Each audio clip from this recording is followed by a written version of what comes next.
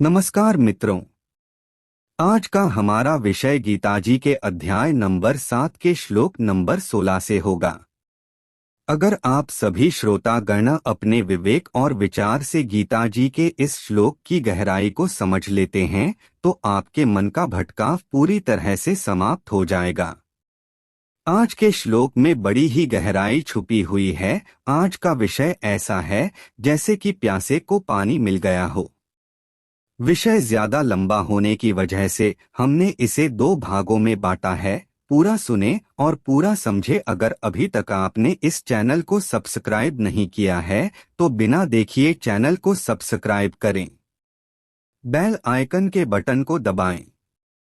भगवान कृष्ण और अनेक संत महापुरुषों के द्वारा बताए गए वे 4 कौन से साधक हैं जो भगवान की भक्ति करते हैं, और इन चारों को लेकर इनमें कौन कितना श्रेष्ठ है, यह बड़ा दुर्लभ है।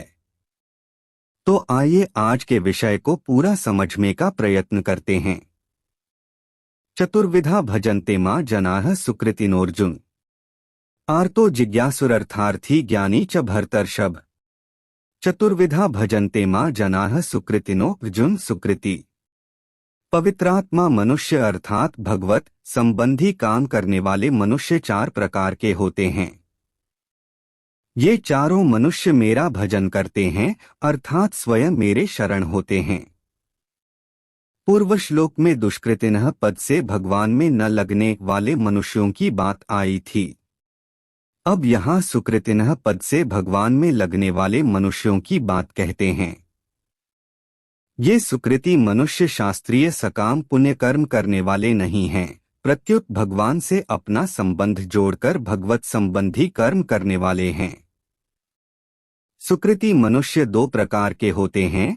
एक तो यज्ञ दान तप आदि और वर्ण आश्रम के शास्त्रीय कर्म भगवान के लिए करते हैं अथवा उनको भगवान के अर्पण करते हैं, और दूसरे भगवान नाम का जप तथा कीर्तन करना, भगवान की लीला सुनना तथा कहना आदि केवल भगवत संबंधी कर्म करते हैं। जिनकी भगवान में रुचि हो गई है वे ही भाग्यशाली हैं, वे ही श्रेष्ठ हैं और वे ही मनुष्य कहलाने योग्य हैं। वह रुचि चाहे किसी पूर्व पुण्य से हो गई हो, चाहे आफत के समय दूसरों का सहारा छूट जाने से हो गई हो, चाहे किसी विश्वसनीय मनुष्य के द्वारा समय पर धोखा देने से हो गई हो, चाहे सत्संग स्वाध्याय अथवा विचार आदि से हो गई हो, किसी भी कारण से भगवान में रुचि होने से वे सभी सुकृति मनुष्य हैं। जब भगवान की तरफ रुचि हो जाए वही पवित्र दिन है, वही निर्मल समय है और वही संपत्ति है। जब भगवान की तरफ रुचि नहीं होती वही काला दिन है, वही विपत्ति है। कह हनुमंत बिपति प्रभु सोई, जब तब सुमिरन भजन न होई। भगवान ने कृपा करके भगवत प्राप्ति रूप जिस उद्देश्य को लेकर जिन्हें मानव शरीर दिया है वे जन कहलाते हैं।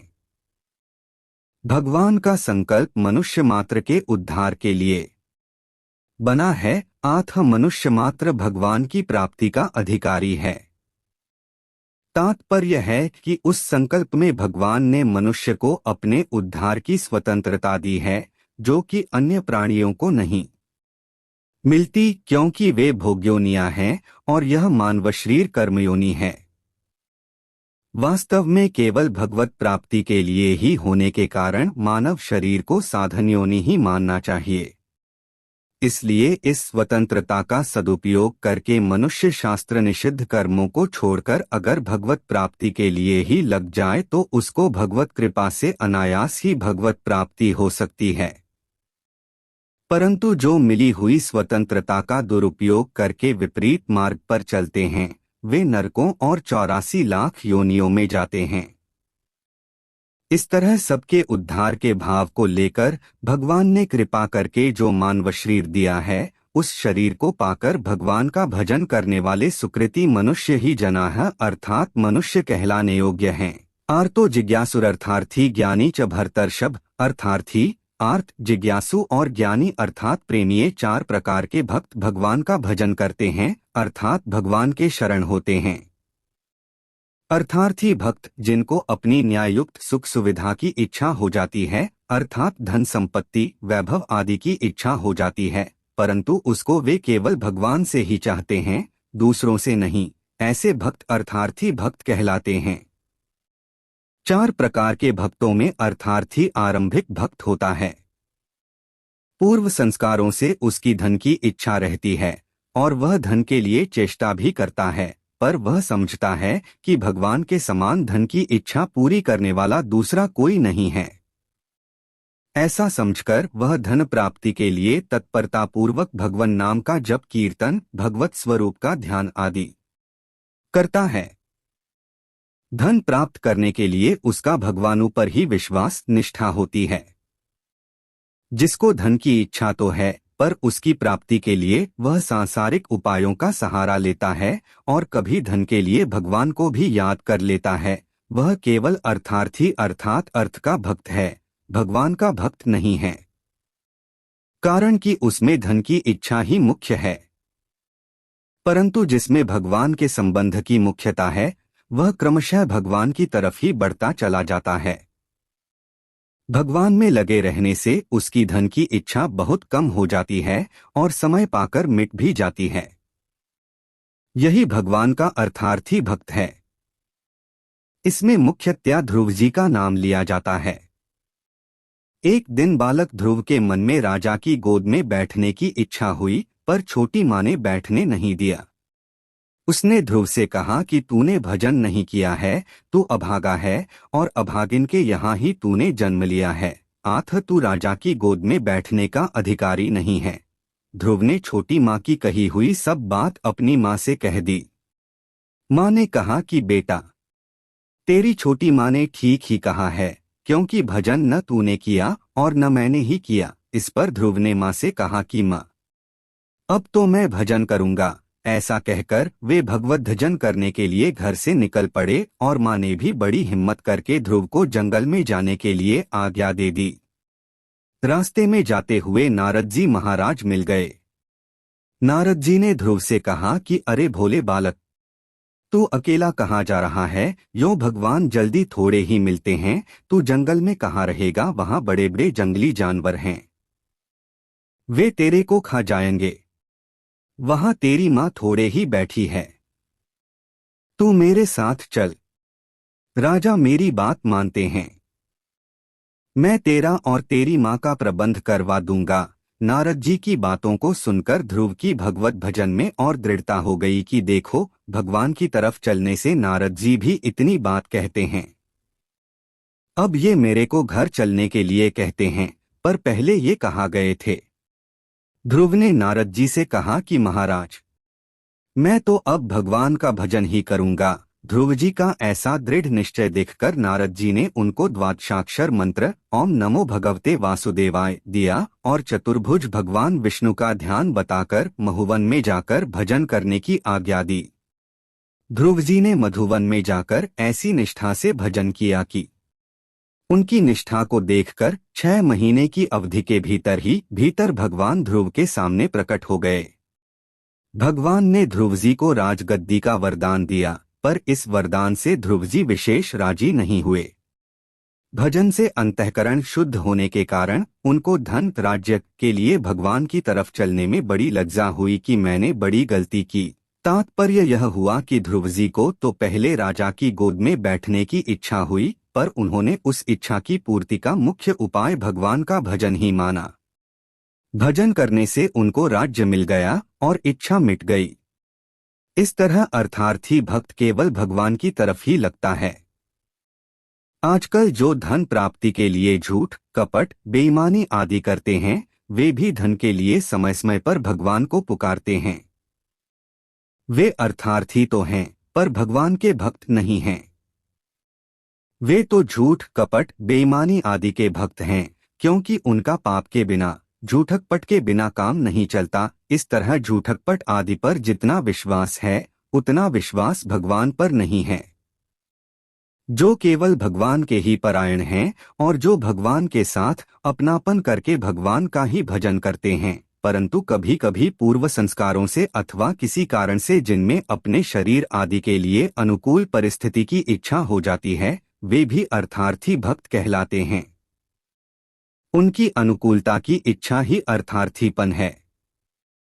आर्त भक्त प्राण संकट आने पर, आफत आने पर, मन के प्रतिकूल घटना घटने पर जो दुहखी होकर अपना दुहख दूर करने के लिए भगवान को पुकारते हैं और दुहख को दूर करना केवल भगवान से ही चाहते हैं, दूसरे किसी उपाय को काम में नहीं लेते, वे आर्त भक्त कहलाते हैं। आर्त भक्तों में उत्तरा का दृष्टांत लेना ठीक बैठता है। कारण कि जब उस पर आफत आई तब उसने भगवान के सिवाय अन्य किसी उपाय का सहारा नहीं लिया। अन्य उपायों की तरफ उसकी दृष्टि ही नहीं गई। उसने केवल भगवान का ही सहारा लिया। तात्पर्य यह हुआ कि सकाम भाव रहने पर भी आर्त भक्त उसकी पूर्ति केवल भगवान से ही चाहते हैं। जो भगवान के साथ अपनापन करके भगवान के परायण हैं और अनुकूलता की वैसी इच्छा नहीं करते, पर प्रतिकूल परिस्थिति आने पर इच्छा हो जाती है कि भगवान ने ऐसा क्यों किया, यह प्रतिकूलता मिट जाए तो बहुत अच्छा है। इस प्रकार प्रतिकूलता मिटाने का भाव पैदा होने से वे भी आर्त भक्त कहलाते हैं। जिज्ञासु भक्त, जिसमें अपने स्वरूप को, भगवत तत्व को जानने की जोरदार इच्छा जागृत हो जाती है कि वास्तव में मेरा स्वरूप क्या है, भगवत तत्व क्या है। इस प्रकार तत्व को जानने के लिए शास्त्र, गुरु अथवा पुरुषार्थ, श्रवण, मनन, निधिध्यासन आदि उपायों का भी आश्रय न रखते हुए केवल भगवान के आश्रित होकर उस तत्व को केवल भगवान से ही जो जानना चाहते हैं, वे जिज्ञासु भक्त कहलाते हैं। जिज्ञासु भक्त वही होता है जिसका जिज्ञास्य केवल भगवत तत्व और उपाय केवल भगवत भक्ति ही होती है, अर्थात उपेय और उपाय में अनन्यता होती है। जिज्ञासु भक्तों में उद्धव जी का नाम लिया जाता है। भगवान ने उद्धव जी को दिव्य ज्ञान का उपदेश दिया था, जो उद्धव गीता नाम से प्रसिद्ध है। जो भगवान में अपनापन करके भगवान के भजन में ही तल्लीन रहते हैं, परंतु कभी कभी संग से, संस्कारों से मन में यह भाव पैदा हो जाता है कि वास्तव में मेरा स्वरूप क्या है, भगवत तत्व क्या है, वे भी जिज्ञासु कहलाते हैं। ज्ञानी, प्रेमी, भक्त, अर्थार्थी, आर्त और जिज्ञासु तीनों भक्तों से ज्ञानी भक्त की विलक्षणता बताने के लिए यहाँ च अव्यय आया है। ज्ञानी भक्त को अनुकूल से अनुकूल और प्रतिकूल से प्रतिकूल परिस्थिति, घटना, व्यक्ति, वस्तु आदि सब भगवत स्वरूप ही दिखते हैं, अर्थात उसको अनुकूल प्रतिकूल परिस्थिति केवल भगवत लीला ही दिखती है। जैसे भगवान में अपने लिए अनुकूलता प्राप्त करने, प्रतिकूलता हटाने, बोध प्राप्त करने आदि किसी तरह की कभी किंचन मात्र भी इच्छा होती ही नहीं, वे तो केवल भक्तों के प्रेम में ही मस्त रहते हैं। ऐसे ही ज्ञानी, प्रेमी भक्तों में किंचन मात्र भी कोई इच्छा नहीं होती, वे केवल भगवान के प्रेम में ही मस्त रहते हैं। ज्ञानी अर्थात प्रेमी भक्तों में गोपिकाओं का नाम प्रसिद्ध है। देवर्षि नारद जी ने भी यथा व्रज गोपिका नाम भक्ति सूत्र 21 कहकर गोपियों को प्रेमी भक्तों का आदर्श माना है। कारण कि गोपियों में अपने सुख का सर्वथा त्याग था। प्रियतम भगवान का सुख ही उनका सुख था। यहाँ एक बात समझने की है कि धन की इच्छा, दुख दूर करने की इच्छा और जिज्ञासा पूर्ति की इच्छा को लेकर जो भगवान की तरफ लगते हैं, उनमें तो भगवान का प्रेम जागृत हो जाता है और वे भक्त कहलाते हैं। परंतु जिनकी यह भावना रहती है कि अन्य उपायों से धन मिल सकता है, दुख दूर हो सकता है, जिज्ञासा पूर्ति हो सकती है, उनका भगवान के साथ संबंध न होने से उनमें प्रेम जागृत नहीं होता और उनकी भक्त संज्ञा नहीं होती। संतों की वाणी में आता है कि प्रेम तो केवल भगवान ही करते हैं, भक्त केवल भगवान में अपनापन करता है। कारण कि प्रेम वही करता है जिसे कभी किसी से कुछ भी लेना नहीं है। भगवान ने जीव मात्र के प्रति अपने आप को सर्वथा अर्पित कर रखा है और जीव से कभी कुछ भी प्राप्त करने की इच्छा की कोई संभावना ही नहीं रखी है। इसलिए भगवान ही वास्तव में प्रेम करते हैं। जीव को भगवान की आवश्यकता है, इसलिए जीव भगवान से अपनापन ही करता है।